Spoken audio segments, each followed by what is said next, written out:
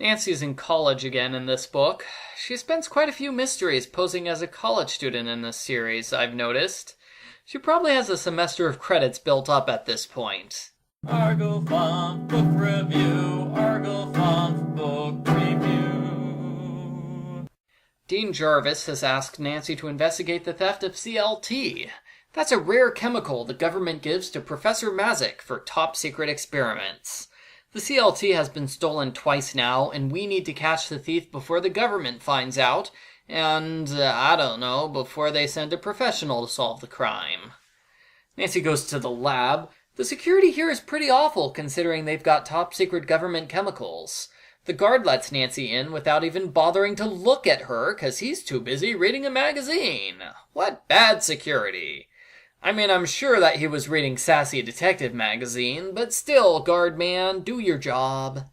It turns out that CLT is a growth hormone. Professor Mazik shows off his experiments. He's created a giant fish, along with rodents of unusual size. The professor's skittish assistant shows up and accidentally causes an explosion by dropping zinc into hydrochloric acid. That's not what happens when you mix those chemicals together in real life, but who cares? It's an excuse to have a cool book title and an explosion cover. Nancy runs into a rogue environmentalist group called Protect Our Environment, POE. The group is run by Karen Lewis, the student, and Philip Bangs, the celebrity environmentalist. They are preparing a protest where they pull out guns and pretend to kill people.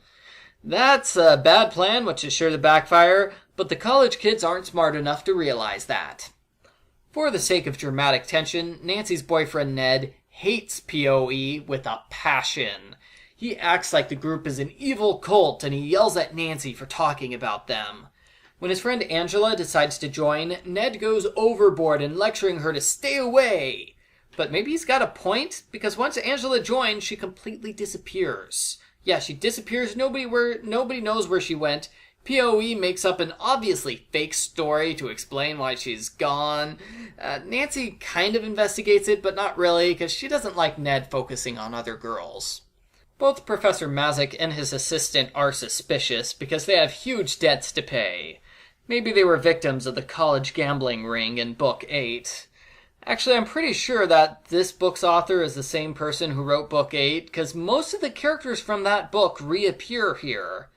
Also, there's another naked Nancy death scene. She tries to get a robe from her closet after taking a shower when the doorknob explodes and the door falls on her. I don't know why Nancy had to be naked for that. Clothed people use doorknobs too.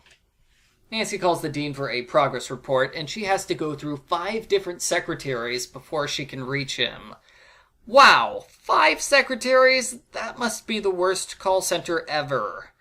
When Nancy gets through, she hears suspicious clicks on the line, almost like the culprit is listening in, but she ignores them and starts a top-secret conversation about CLT.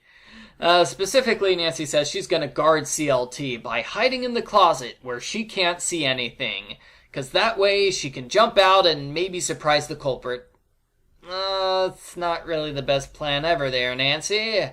Of course, it's revealed the culprit was listening in on the plan the entire time, so the culprit is easily able to steal the CLT, lock Nancy in the closet, and scare her with a fire.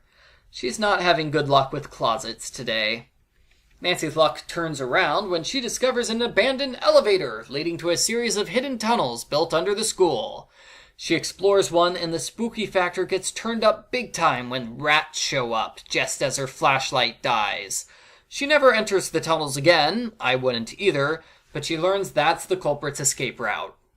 Nancy realizes the culprit is stealing information about security arrangements from the dean's computer. The culprit gets the info from the computer. She talks to the dean about this, and he is shocked. His secretary couldn't steal from the computer. The secretary is so loyal.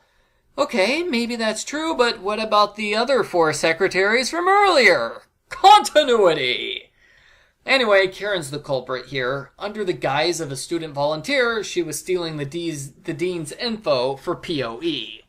But Karen can't be the culprit, because earlier she helped take care of a sick dog, and culprits aren't that nice. So Nancy's flabbergasted and flummoxed.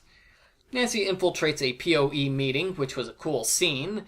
In their basement, she finds Ned and Angela tied up. It's revealed that Bangs is the mastermind behind everything. Karen was just his unwitting pawn. Bangs' plan was to steal all of the CLT growth hormone and use it to create giant bacteria. That way he could hold the world hostage with super strong diseases. I think I saw that as a joke on Captain Planet once.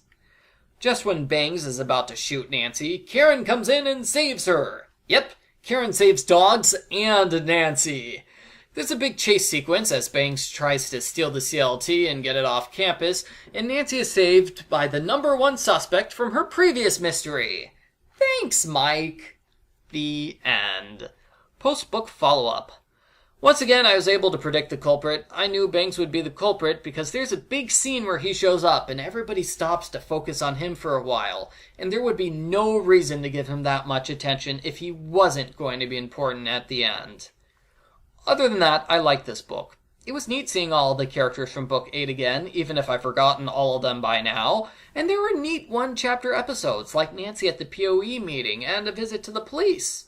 Other reviewers disliked this book because of the one-chapter episodes that I liked. The reviewers complained that not much happens in terms of overarching story, and there are several complaints that Ned is annoying and not as good as Bess and George. And now, I feel conflicted as a reviewer. Last book, I complained that I didn't like the one-chapter episodes because they weren't tied to the main plot, but in this book, I like them. Am I inconsistent? I think the difference is that, well, the episodes in this book were more interesting, so I was more inclined to overlook problems with them. Take the chapter of Nancy exploring the hidden passageways. That was really suspenseful and interesting, but it was irrelevant in the grand scheme of things, because the passageways never get explored or mentioned again. I'd say the episode was interesting, overrides my instinct to get rid of the irrelevant episodes in this case. Overall, I liked the book, maybe not as much as the original book, but I still liked it. I would probably rewrite some of the Ned stuff. He went a little overboard in this book, yeah. And I would streamline one or two things, but other than that, I approve. It was good. I give Nancy Drew Files number 42, The Wrong Chemistry, an 8 out of 10.